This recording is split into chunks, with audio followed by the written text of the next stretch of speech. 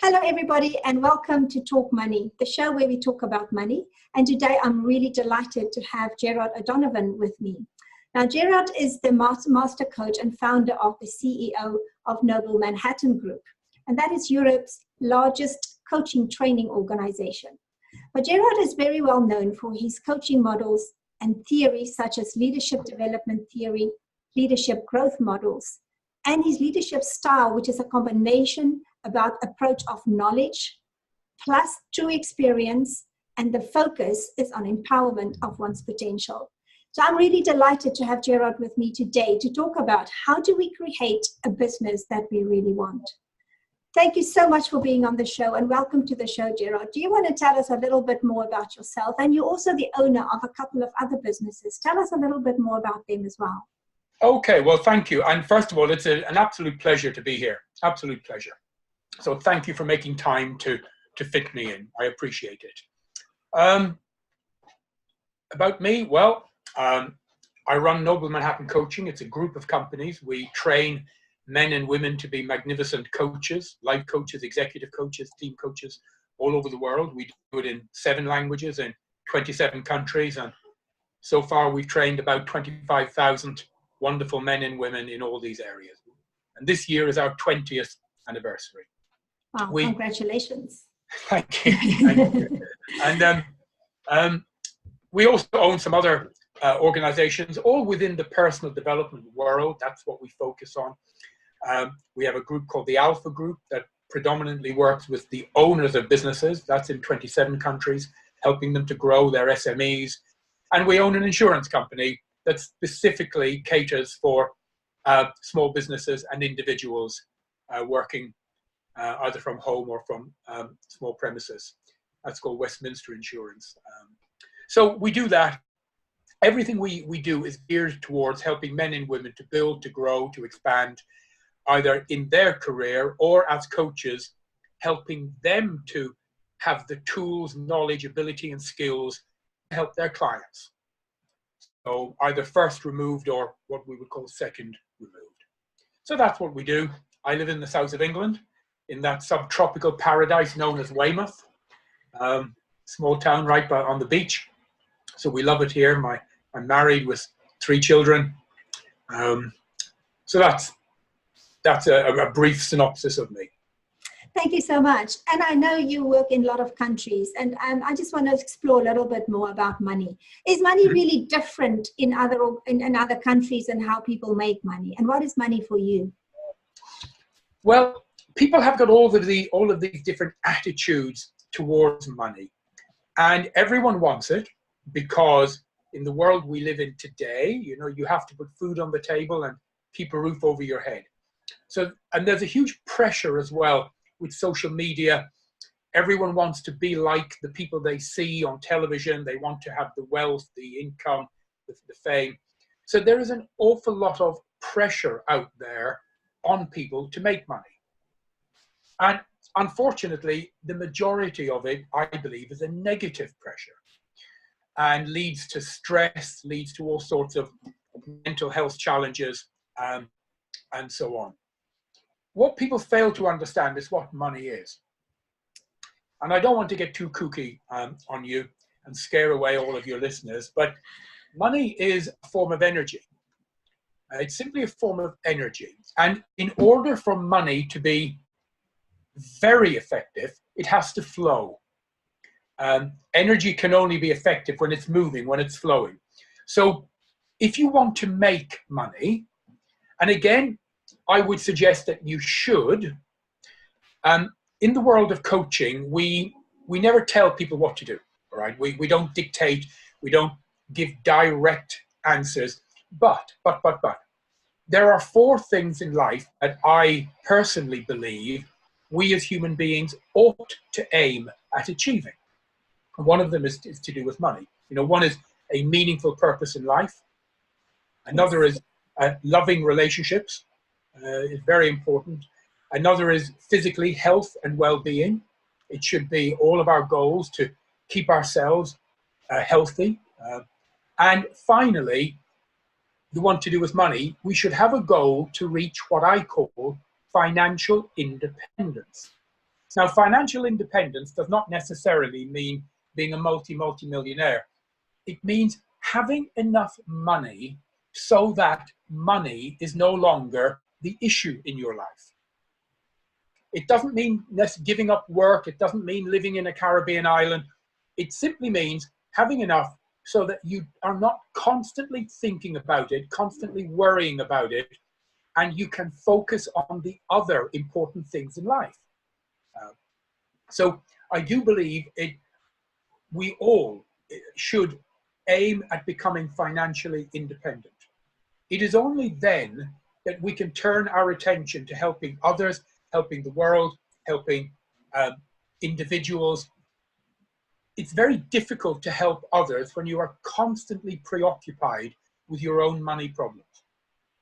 So, coming back to money, money is a form of energy, and in order for you to accumulate money, you need to be in a position where money is flowing through you. So it's coming into you and then going back out again to other individuals, to your community, to the people you buy services from. A lot of people have a jaundiced view about money, and it might be to do with your childhood, your upbringing, religious beliefs, and so on. I grew up in Southern Ireland, and it was drilled into us as young children that money was not good, and that rich people, especially very rich people, must have done something rather bad to get where they got, and that being poor was good, and that God loved the poor, you know. So this was drilled in, and it took me, I have to say, many years to recondition myself to get to a point where I was able to accept that money is actually neither good nor bad. And here's a very important thing I learned years ago. Money is an accelerant. What does that mean? It means it will simply make you more of what you already are. So money will make a good man better and a bad man worse. It makes you more, it brings out your true character, and it makes you more of what you are. So you can do an awful lot of good in this world, an awful lot of good, if you have a little bit more money. So I would therefore encourage people to set a goal to become financially independent. And you'd be amazed. We've worked this out over years, and it's always dangerous to use phrases like the average person. But what we have found is for the average person to become financially independent, which means not having to worry. You're still working every day for yourself or for a company, but money is no longer an issue. You simply have to earn about 40% more than you currently are. And that is a figure, when you explain it to people, that is not frightening. It's not scary. Most people could imagine themselves, with a bit of effort and creativity, developing an income 40% more than they currently are. It doesn't mean doubling or trebling what you're on. So I just wanted to share that with you.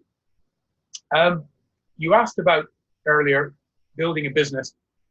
There are, if you want to talk about wealth, yes, and not just earning money, not just financial independence, but true wealth, there are only half a dozen ways in the whole world you can do it.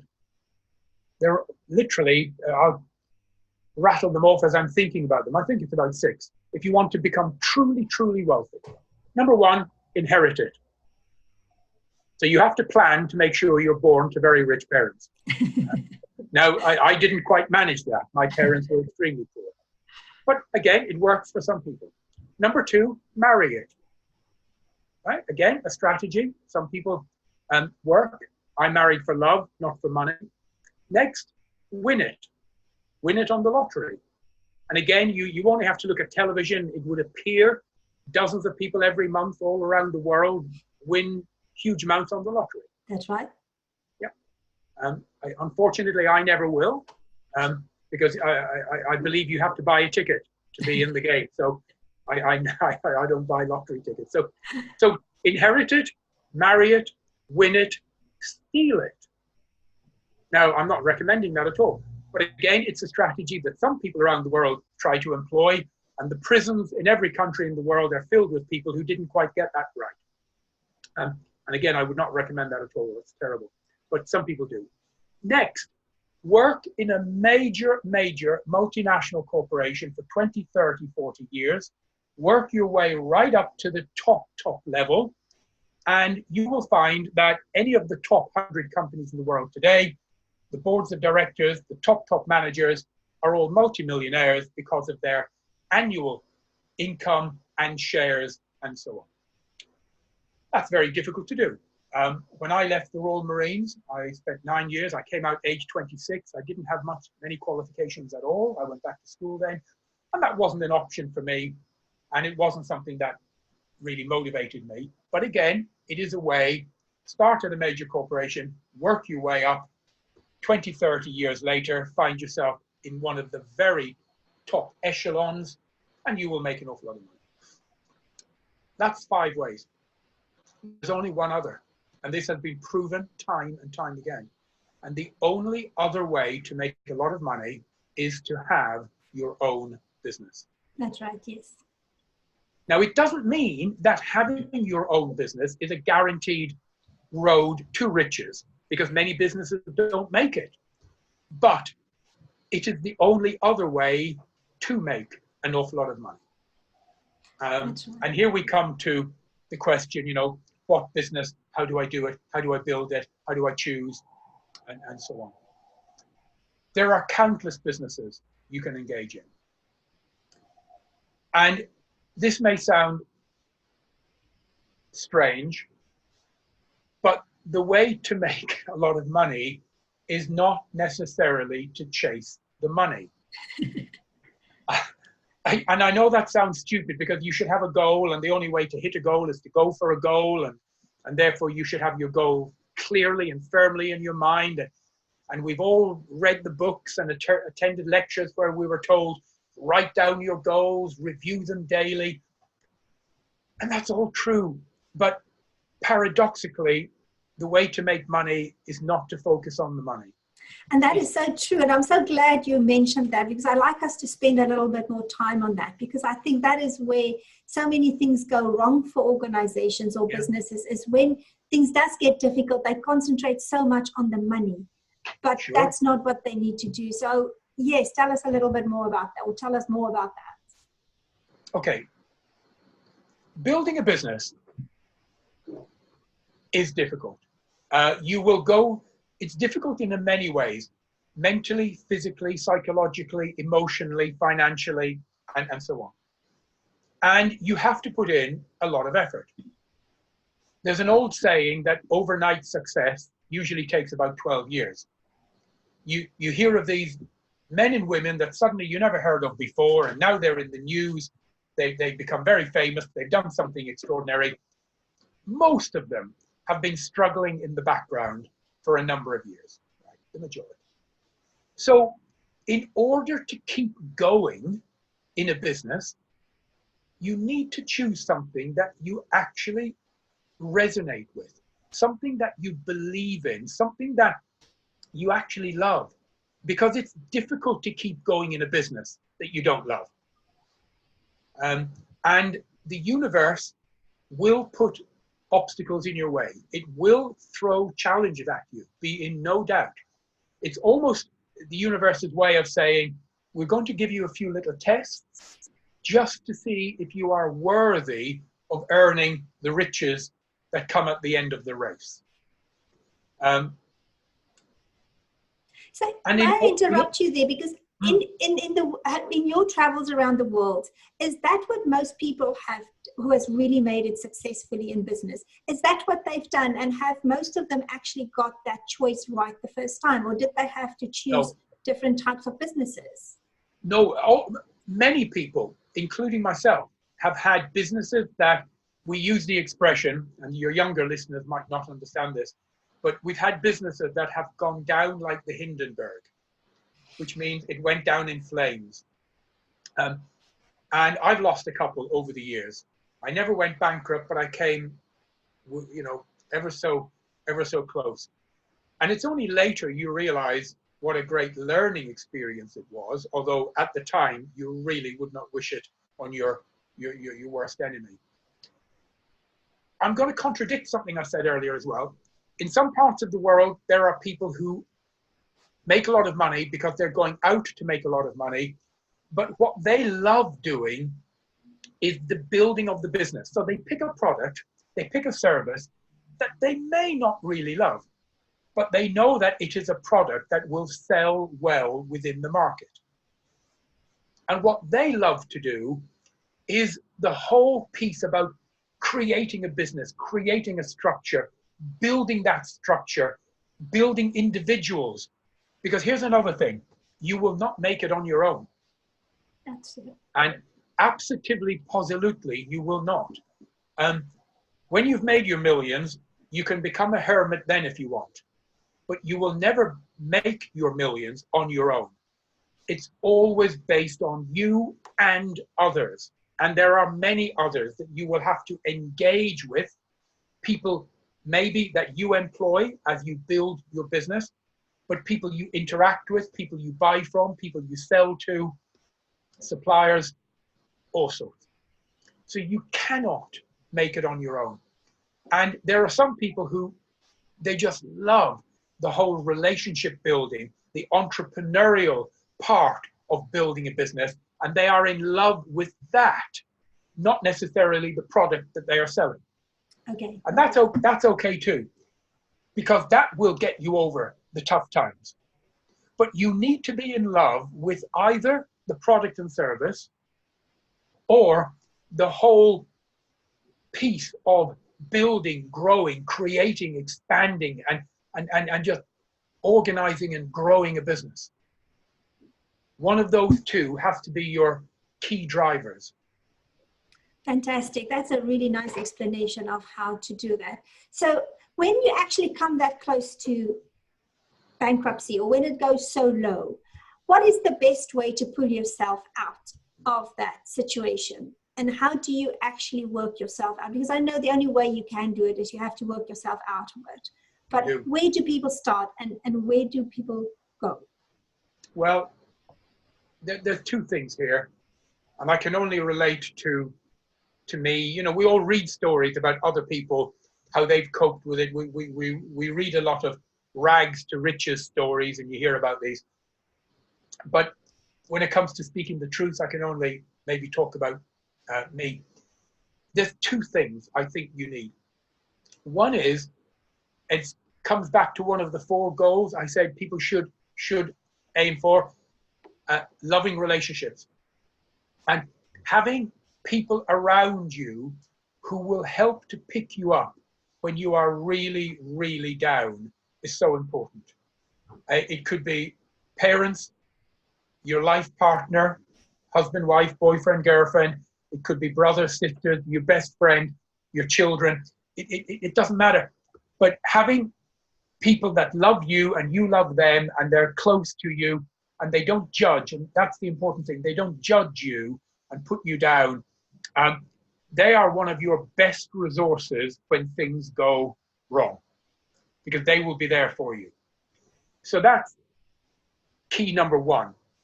And there's something else. It's to do with your attitude. And I'm not going to use the old American expressions like, you know, attitude, positive mental attitude, and you can achieve anything you want with a PMA, and attitude determines your altitude. They're all very cliched. And they might be true, but they're cliched. What resonates with me is when you come to, how can I put it? You've tried something, it hasn't worked. You've come to the end of your rope and you don't know what to do. There is no light at the end of the tunnel. You need to have a special type of attitude where, and I use the expression, and maybe people will understand this. When you come to the end of your rope, you reach for another rope, a rope called hope. And you need to be the sort of person that has hope. You have, within you, there is a hope that things will get better.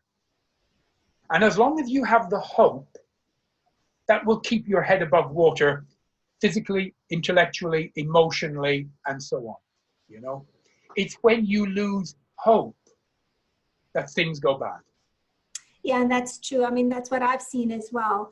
But then I would like to now bring in the action part of that, because when you've got that hope and you've tried so many things, and you've sometimes I know a phrase which says, you know, you can't do the same things over and over, because if it hasn't worked, you have to try something else.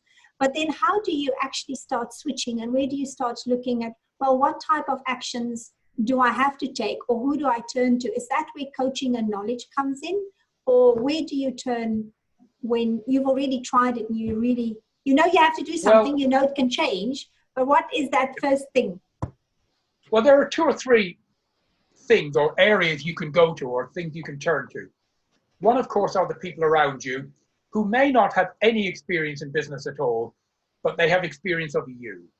And they will help to keep you buoyed up, just your attitude, and not get too down, not get too depressed. Then I have a huge belief in mentors.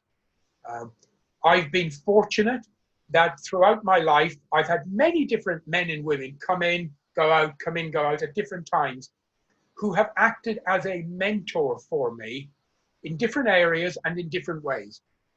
And they have proved to be invaluable, absolutely invaluable, with their knowledge, their belief, their experience, their advice, their guidance. Without them, I would never have achieved what I have.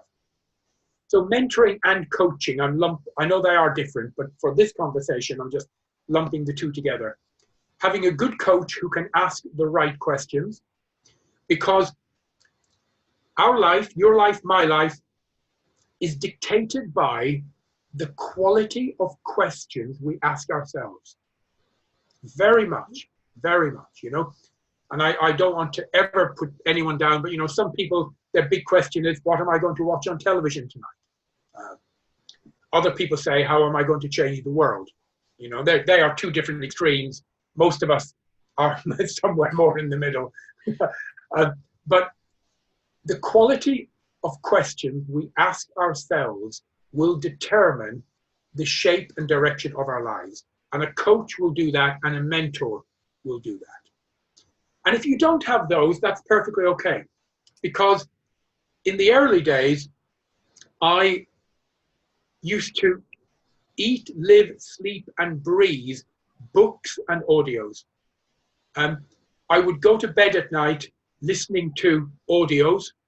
I would read books, and I'm talking motivational books, instructional books, books by great business philosophers, by motivational speakers, men that I have never met, women that I have never met. They don't even know me, but they have had a remarkable impact on my life. And they are available pretty much free of charge to everyone, from libraries, from YouTube, and so on. So constantly feeding your mind with the right nutrients it needs in order to keep that level of hope and enthusiasm up is crucial. Yes, and I mean, that will also then help you to get into the action, because it's the action that is eventually going to take you out of that cycle. So I also just want to touch on a little bit about, how do you determine who to trust? Because there's a lot of businesses out there as well who's had quite a lot of difficult experiences with people who have either didn't get on with a business partner, or something has happened in the business, they've trusted people too much, and things have happened in the organization, which then caused them to be in difficulty. How do you go about choosing who do you want to surround yourself with? Okay, a couple of different answers to this, really. I have had some bad experiences. I lost a whole company once that I'd spent 3 years building because someone stole it from me. I'd given them shares, I'd given them a directorship, and they stole it out from under me. I set up another business, and I turned up at the office one morning, it was empty. I had 20 people working in it, empty. I was there on a Monday morning, no one. And I found that my key manager had set up an alternative competitive company, had poached every one of my people by offering them double salaries, and had on the Friday when they finished work, they'd all move to the new office, and I lost everything over a weekend. Oh, wow. Yeah. And this is, so a couple of things here. At the time, people said, well, you need to immediately get onto a lawyer, get onto a solicitor, take legal action, and really ruin these people. I have never in my life taken legal action against anyone. Not once. And my attitude has always been, I'd rather not. It's a waste of, energy and focus and time. And I'm now going to put my energy, focus, and time into rebuilding. That's right. Wonderful. I like that answer. And taking lawsuits against people is such a negative thing to do. Oh, dear God, it would fill your life for weeks and weeks with total negativity. And in every situation that's happened to me, we rebuilt, and we've rebuilt bigger than ever. We're the biggest company of our kind in the world now. And every one of the people that set up competitors are gone, all gone. None of them made it beyond 24 months, not one. So I don't focus on them. Now, another way of answering your question is, it's been interesting. Every time I've got into business with someone who has, I'll use the expression, done the dirty on me, my wife has told me not to do it. And every single time I said to her, oh, you're wrong. You don't know what you're talking about. He's a great guy. Or she's a great lady. You're looking at them in the wrong way. And every time she said, no, this will come to haunt you. And every single time she has been right, every time. So that means maybe I'm not the best judge. Who knows? Who knows? I don't know if there is a way. I don't know. And people do things, you know, people will do the dirty on you for different reasons. There's an old saying, desperate men do desperate things. Doesn't always mean that they're evil or bad at that moment. So I don't really let it bother me too much. And I go with my gut. I just go with my feel. How do I feel about that person? How do I feel? Yeah. And do I get it right every time? No. But more often than not. 80% of the time, yes. Thank you for that. And thank you for sharing openly about your own experience, because that really makes it valid, and it really, people can relate to that, because I don't know of anybody in business who haven't really had those type of experiences, and different people just cope with it in a different way. But my message to my listeners is that it happens to all of us. It is a matter of how do you actually react to it. And I also believe the only way to react to it is by being positive and rebuilding, and your results will show them rather than trying to go after them. So I love that response. Thank you so much. I'd like us to then touch a little bit about how coaching help organizations, and let's talk a little bit more about the Alpha Group. What does the Alpha Group does to businesses and for businesses? Well, the Alpha Group is a rather simple concept, and we make one promise and one promise only. And that is that we will double the value of our customer or our client's business in 2 to 3 years. So what we do, we take a man or a woman from a town or city, we put them through an intensive 5-day training program, teaching them how to be an Alpha Group, what we call regional director. They go back to their town and they set up an Alpha Group. And an Alpha Group is made up of business owners. Now, we deal with businesses of a particular size. So and this is flexible, but something along the lines of maybe £500,000, £250,000 to £500,000 revenue, up to about 100 million. So 10 employees up to 500. That's where we live. We call it SMEs, small to medium enterprises. The regional director reaches out into his or her community, approaches the owners, invites them to become a member of the Alpha Group. They pay a small amount per month to do so, and they meet once every calendar month around the board table from approximately 7:30 in the morning to 2 p.m. There is no projectors, no laptops, no flip charts. it's a board meeting. And we have a very structured process we go through. And we've been doing this for 9 years. And we are currently in 25 countries around the world. We have alpha groups in Singapore, San Francisco, Budapest, Bucharest, Panama, and Johannesburg, and many more. And as of 2 days ago, Adelaide in Australia. So we have a very specific process. We do workshops, masterminds, and so on. Any alpha group is never allowed to have more than 20 members. That's maximum. And we never allow more than 2 people from the same industry, so that there is no competition in the room and everyone is happy to collaborate to help build each other's business. And we create this band of brothers and sisters who meet once every month and focus on building each other's business in that area. And again, the one and only promise we make is that we will double the value of their business in 2 to 3 years. And so far, we have not failed. And if I might ask, what was the main reason? Why did you start this company? What was the motivation for you? I have a great affinity with entrepreneurs and business owners. Having been an entrepreneur for decades, and I know what it's like to wake up at 3 a.m. in the morning in a cold sweat, worried out of your skin about a problem you have to deal with when the morning comes, and not wanting to have to deal with it, but knowing you have to, and there's no one else. So I know what it's like. I know what it's like being a business owner and having no one to turn to.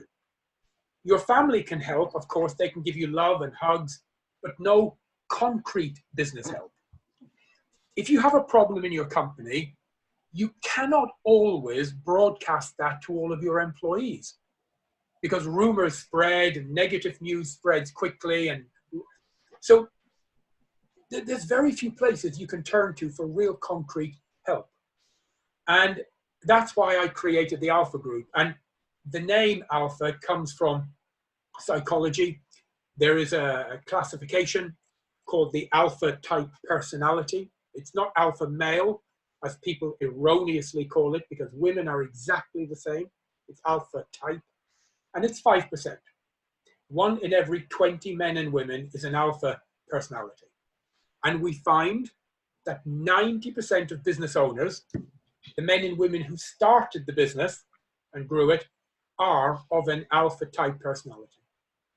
So that's why we called it the Alpha. So it's like men and women of like mind coming together once a month and focusing like a laser on helping each of their businesses to grow within a very structured and planned environment.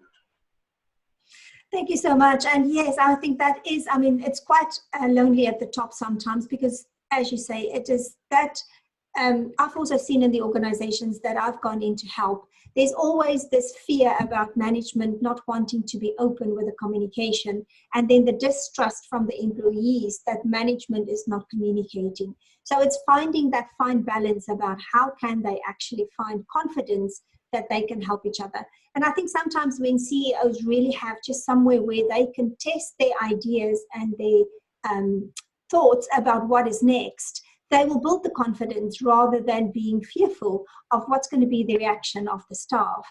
But it's finding that space where you can actually test your ideas with people that you trust. Indeed, indeed, it is. And because we don't have people in the same industry, there's no competition. So everyone is willing and happy to help each other to build. And you get an awful lot, you know, there may actually only be the same 10 to 20 types of problems within a business. Manpower, recruiting, cash flow, sales, marketing, and so on. But the way one industry will deal with that is completely different to another. The way a retail company would deal with recruiting or cash flow is completely different to the way a shipping company or a mining company or an architectural company. And they're able to share cross-industry ideas, and it works like a dream. It does, because I mean, ideas can be transferred from one industry to another, and skills can be transferred. But you get so bogged down with just thinking your own way that you sometimes struggle to get out of your own way to see the other way. And when somebody just says something, you almost have that light bulb go on and say, oh, but I can do this, or that is the solution to what I was looking for. Indeed, indeed. So that also then helps organizations or people who are looking for ways to then know how to step out of and how to build that organization to surround themselves with the people around them. Do you agree with that? Oh, I do, very much, very much. And what have you seen? What is the relationship that happens with these people if they work together for such a long, in the same room for say 6 to 12 months? They become like a band of brothers. It's almost as if, and this is a bad analogy, but it's almost as if someone pours a bucket of super glue over them. They just come together as a team, and they build very strong business relationships, very strong personal friendship relationships. They end up going to each other's houses, having dinners, meeting partners. And of course, we don't promote it as networking, but networking happens, of course. And they end up doing business together in many and varied ways. But because they are all of like mind, they feel a very strong affinity to each other, stronger than other people they meet out in society. And they bond so tightly. You can't pry them apart after they've been coming to an alpha group for 10 or 12 months. Fantastic. Thank you so much for that, Gerard. And just in closing, what do you want to leave the viewers with?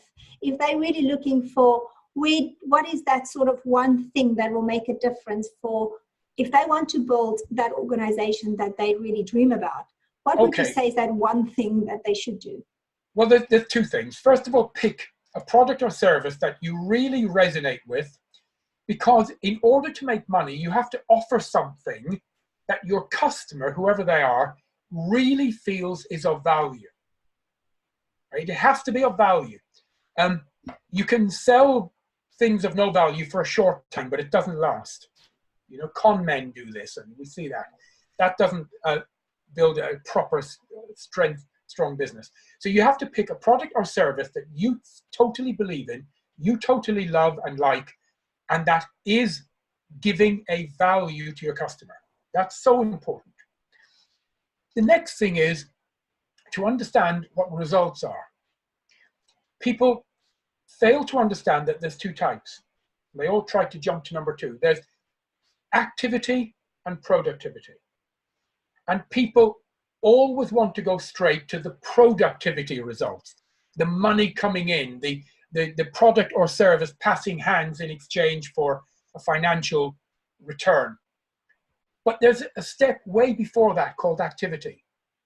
So you need to engage in a lot of activity, and there will be activity results, and later that will translate into productivity results. So it's all down to the activity. And you need to be able to get up, understand what is the correct activity you should be engaging in to build your particular product or service. Because many entrepreneurs go off at a tangent. They start doing the wrong things, spending money that does not need to be spent in areas that are not required.